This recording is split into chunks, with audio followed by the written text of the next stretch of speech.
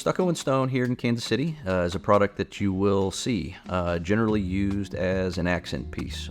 You might see it on the front of someone's home, specifically speaking about stucco in totality. As it pertains to stone, we recommend that it's used more, in smaller quantities. That's generally derived from the fact that we don't want it to look like a castle. That is definitely used as an accent piece. Things to take into consideration if you're considering going in that direction are the humidity levels that we have here in Kansas City, specifically speaking about the stucco. The most important thing, no matter the product, of course, is application.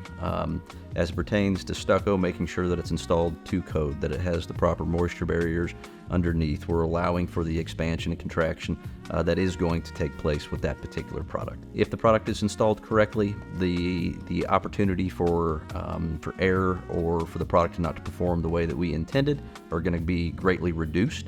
However, we do believe that there are other products out that would be a better performing option due to the climate that we have in this general area.